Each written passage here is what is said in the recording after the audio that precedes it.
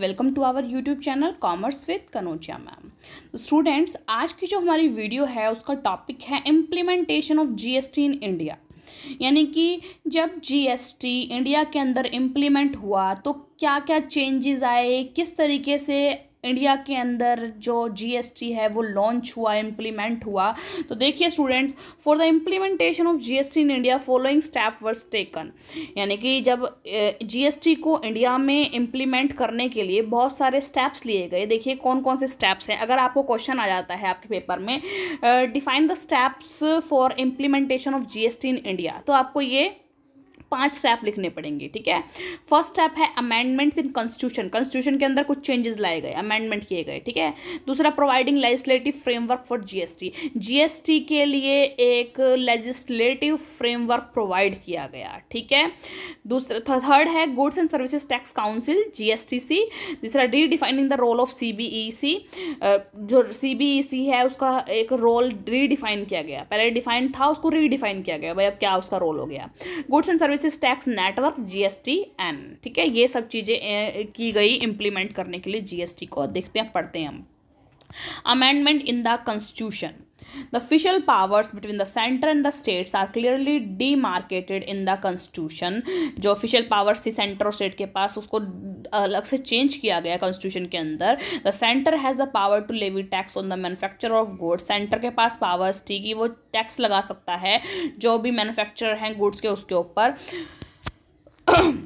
Further, the states have the powers to levy tax on the sales of goods. देखिए, manufacturing goods की manufacturing पे centre tax लगाता है और sale के ऊपर कौन लगाता है? स्टेट।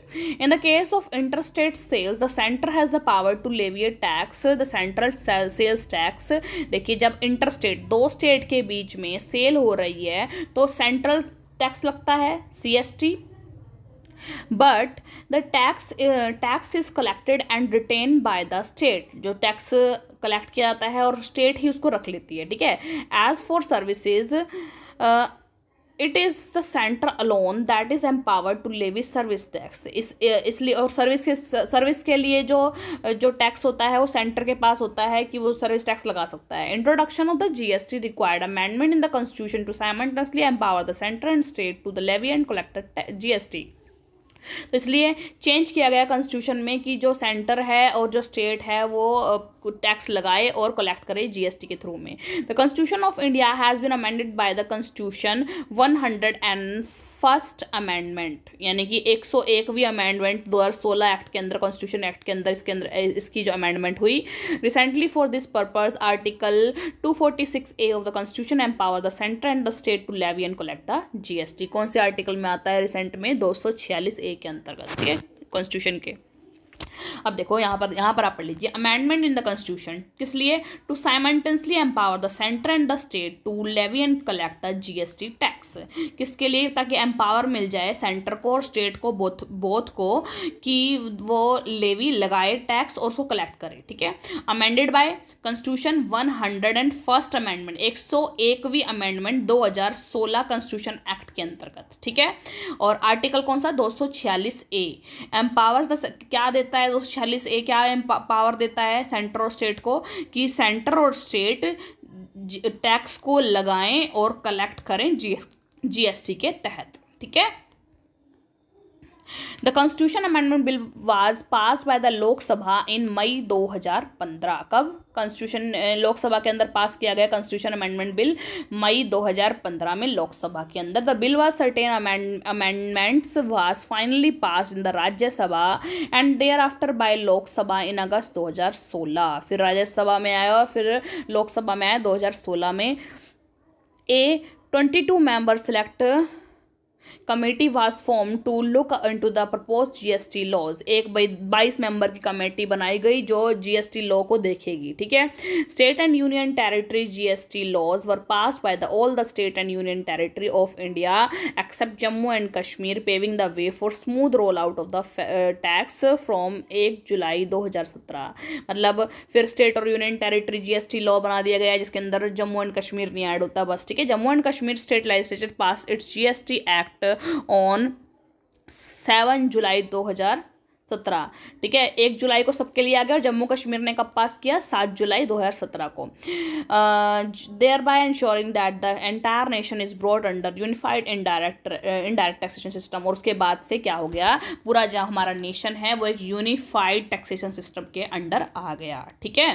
ये तो हो गया हमारा अमेंडमेंट। दूसरा देखिए क्या करते हैं, providing legislative framework for GST. Legislative framework में क्या आते हैं? 5 लॉ आते हैं।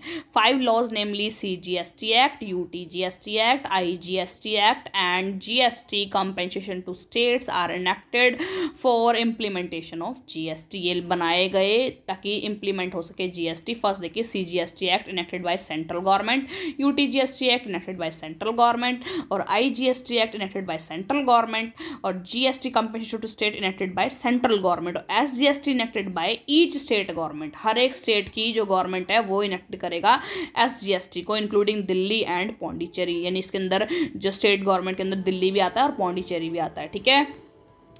आगे देखिए हमने कर लिया है सेंट्रल गवर्नमेंट और स्टेट गवर्नमेंट। सेंट्रल गवर्नमेंट के अंदर चारों आएंगे और स्टेट गवर्नमेंट के अंदर सिर्फ SGST आएगा, ठीक है।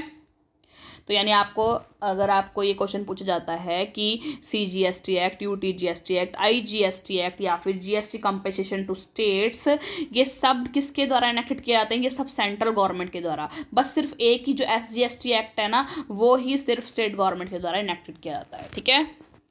आगे देखिए goods and services tax council बनाई गई, यानी CGSTC। एक GST council would be constitution comprising the union finance minister who will be the chairman of the council. यानी कि एक काउंसिल बनाई गई जिसके अंदर जो यूनियन फाइनेंस मिनिस्टर है उसके अंदर डाला गया जो उसका चेयरमैन है, ठीक है। The minister of the state revenue and the state finance taxation minister to make the recommendation to the union and the state on that matter such as GST rate, exemptions and threshold taxes to be subsumed and other features। इन सबको देखने के लिए ये सब बंदे higher किए गए। It has been provided in the constitution 101st amendment 2016 act की है जो GST council in its discharge various functions shall be guided by the need for a harmonized structure GST and for the development of a harmonized national market for goods and services। देखिए किस लिए बनाई गई है? इस discharge various function, कौन कौन से function? Shall be guided by the need for harmonise structure GST, भाई जो GST का हार्मोनाइज स्ट्रक्चर है उसको यूज़ करना, and for development of harmonise national market, और जो भी नेशनल मार्केट है उसकी डेवलपमेंट के लिए गुड्स एंड सर्विसेज, ठीक है। Thus this mechanism would ensure some degree of harmonisation. इस प्रकार जो दिस मैकेनिज्म जो है ये would ensure some degree of harmonisation, ये इंश्योर करती है कि भाई कुछ हार्मोनाइजेशन साथ में आप सामंजस्य बना के काम कर सकता है on different aspect of GST between the centre and state as well as across state. यानी कि सामंजस्य बनाकर ये तरीके से चल सकता है GST जो स्टेट और सेंट्रल के अंदर है, और जो भी as well as across the state जो भी है उसके अंदर सामंजस्य बना के काम कर सकते हैं। It's working as follows. Working देख लीजिए, goods and services tax council, इसके नीचे आता है mechanism to ensure some degree of harmonisation on different aspect of GST between the centre and state as well as across. अब देखिए chairperson कौन होता है? यूनियन फाइनेंस मिनिस्टर होता है। वाइस चेयरपर्सन कौन होता है?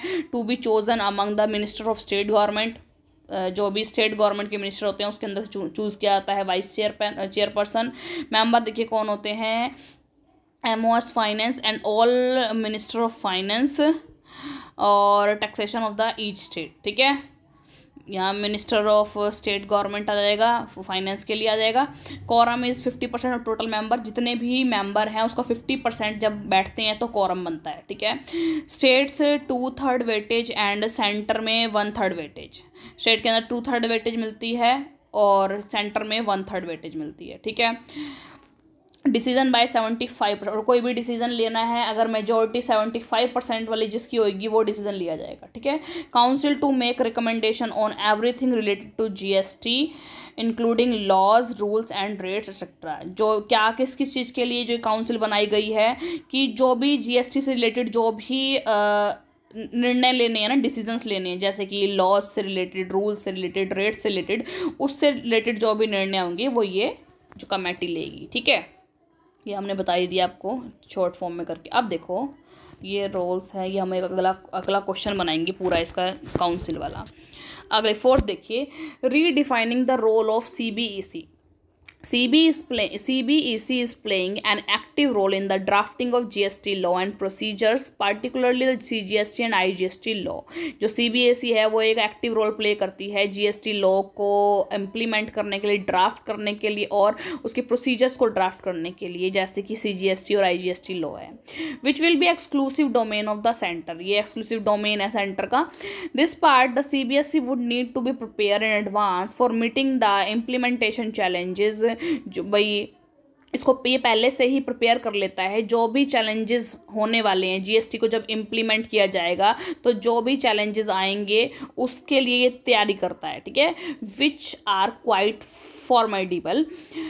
The existing IT infrastructure of CBEC would also need to be suitable scaled up to handle such large volume of data। मतलब इस तरीके से इसको बनाया गया है IT इंफ्रास्ट्रक्चर में कि जो लार्ज वॉल्यूम ऑफ डाटा है उसको ईजिली हैंडल किया सके, ठीक है। आगे देखिए, goods and services tax network GSTN। Goods and services tax network is section 25 not for profit non government private limited company set up by mainly to provide IT infrastructure systems and services to the central and state government, taxpayers and other stakeholder for supporting implementation and administration of GST in India। देखिए क्या है GSTN network, ये section 25 के अंदर जो non profit जो है, non government है, यानी प्राइवेट सेक्टर की जो भी वो हो गई, उसको IT इंफ्रास्ट्रक्चर सिस्टम और सर्विसेज प्रोवाइड करना सेंट्रल और स्टेट गवर्नमेंट को या फिर टैक्स पेयर्स को और अदर स्टेक होल्डर को ऑनलाइन तौर पर, ठीक है, ताकि जिससे जो GST को सपोर्ट करता है इम्प्लीमेंटेशन के लिए और उसके एडमिनिस्ट्रेशन के लिए। It will manage the entire IT system of the GST portal. जो GST नेटवर्क है ना, वो GST पोर्टल का सारा एंटायर जो IT सिस्टम है ना उसको मैनेज करता है। This will provide taxpayer with all services from registration to filing taxes and maintaining all tax details। ये टैक्स पेयर्स को क्या क्या सुविधा देता है, सर्विस प्रोवाइड करता है, रजिस्ट्रेशन की भी, फिर आगे जो भी आपको टैक्स फाइल करने हैं उसकी भी, और फिर जो भी आपकी टैक्स डिटेल है उसको मेंटेन करने की सारी सुविधा प्राप्त करवाता है।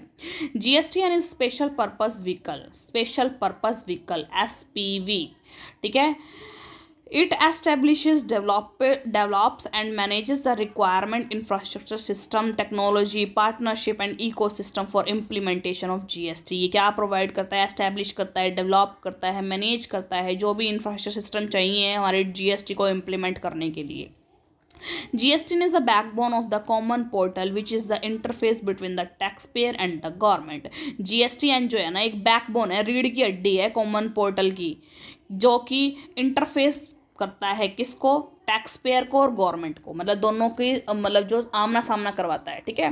The entire process of GST is online starting from register to filing of returns. जो एंटायर प्रोसेस है GST की ऑनलाइन होती है, जो कि रजिस्ट्रेशन से स्टार्ट होती है और रिटर्न को फाइल करने तक होती है, ठीक है। अब ये देखो एक छोटा सा बना रखा है इन्होंने, goods and services tax network GST in section 25 not for profit non government और private limited companies supporting to government, किसको सपोर्ट कर रही है, गवर्नमेंट को, टैक्स पेयर को और अदर स्टेक होल्डर को, और सपोर्टिंग थ्रू किसके थ्रू, IT इंफ्रास्ट्रक्चर के थ्रू, सिस्टम के थ्रू और सर्विसेज के थ्रू, और सपोर्टिंग इन किसके अंदर सपोर्ट कर रही है, इम्प्लीमेंटेशन के लिए और administration of GST in India, ठीक है। अब देखो क्या क्या सर्विसेज देते हैं आप GSTN के थ्रू, रजिस्ट्रेशन, पेमेंट की management, return filing and processing और टैक्स पेयर मैनेजमेंट। आगे है tax authority account, ledger management भी आप GSTN के थ्रू करते हो, provide training to stakeholder, provide analytics and business intelligence to tax authorities, carry out research and study based practices. ये सब काम आप किसके थ्रू करते हैं, ये सर्विसेज कौन रेंडर करता है हमें, GST and goods and services network, tax network, sorry, ठीक है स्टूडेंट्स। तो आई होप स्टूडेंट आपको ये समझ में आ गया हो जो आज का हमारा टॉपिक था, कि जब सोचा सरकार ने कि GST को इम्प्लीमेंट करना है तो कौन कौन सी ऐसी वो थी जो कि इसकी इम्प्लीमेंटेशन के लिए बहुत ज़रूरी थी।